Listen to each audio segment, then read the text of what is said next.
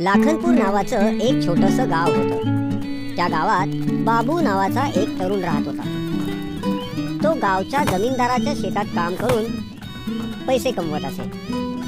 त्या जमीनदाराला कमला नावाची एक मुलगी होती. लहानपणापासूनच कमला आणि बाबू यांची मैत्री होती. दोघंही तरुण झाल्यानंतर दोघांनी लग्न करायचं ठरवलं. कमला, पण तुझे बाबा या लग्नाला परवानगी देतील का? कारण मी आहे गरीब आणि तू श्रीमंत. पण तुला माझ्या घरी येऊन बाबांची परवानगी तर काढावीच लागेल. ठीक आहे, उद्याच येऊन भेटतो तुझ्या बाबांना.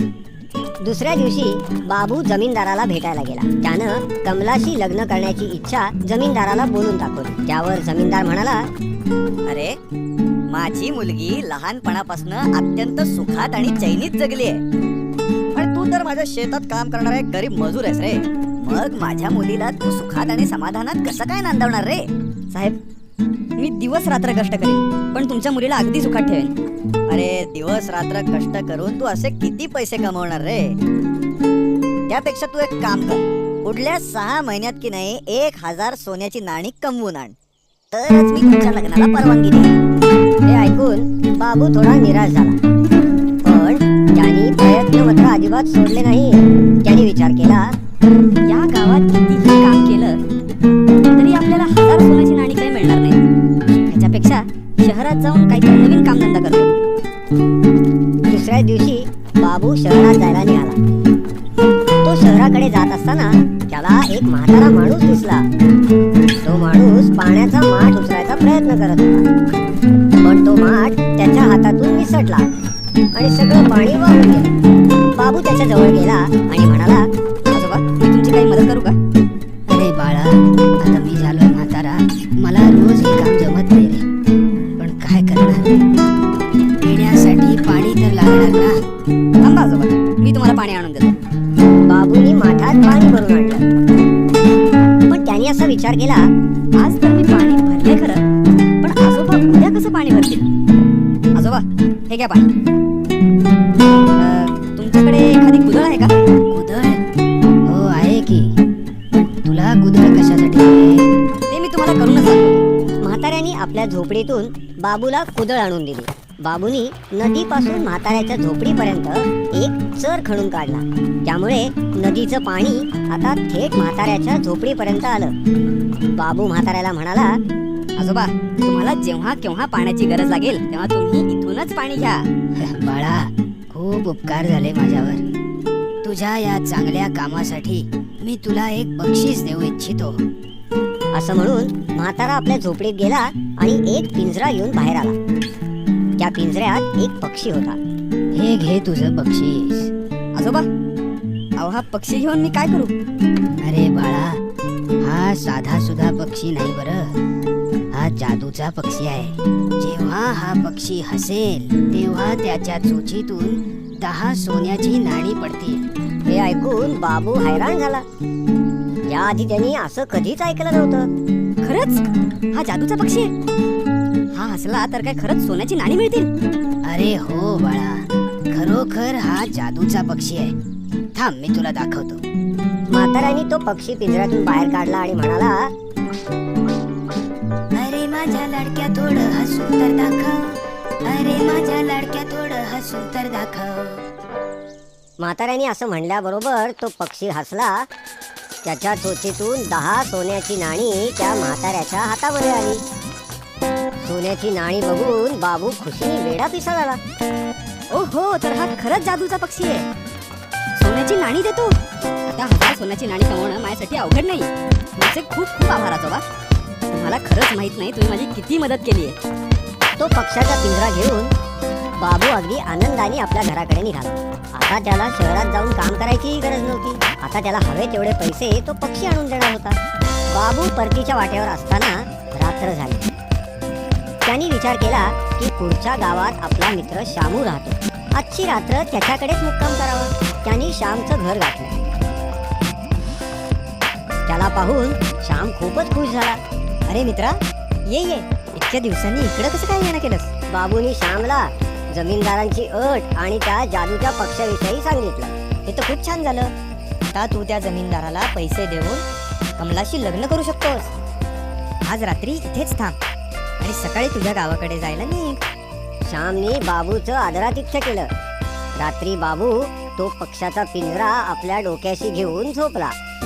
बाबू आणि श्यामचं सगळं बोलणं श्यामची बायको ऐकत होती. सोन्याच्या नाण्यांची गोष्ट ऐकून तिला हाव सुटली.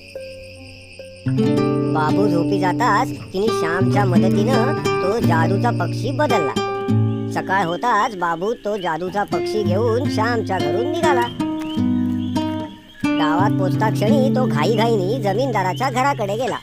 जमीनदारजी, जमीनदारजी. अरे बाबू, तू एवढ्या लवकर कसा काय आलास? आणि 1000 सोन्याची नाणी आणलीस का? तुम्ही फक्त 1000 नाण्यांचा विचार करत आहात.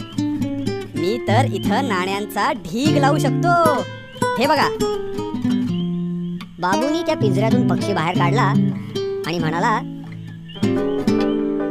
अरे माझ्या लडक्या थोडं हसून तर दाखव. अरे माझ्या लडक्या थोडं हसून तर दाखव. पण काहीच घडलं नाही. पक्षी हसलाही नाही आणि सोन्याची नाणीही पडली नाही. बाबूला खूप आश्चर्य वाटलं. बाबू पुन्हा एकदा म्हणाला, अरे माझ्या लडक्या थोडं हसून तर दाखव. अरे माझ्या लडक्या थोडं हसून तर दाखव. बाबू परत परत तेच म्हणू लागला. पण पक्षी काही हसला नाही. जमीनदाराला नक्की कळेना की हे सगळं चाललंय तरी काय.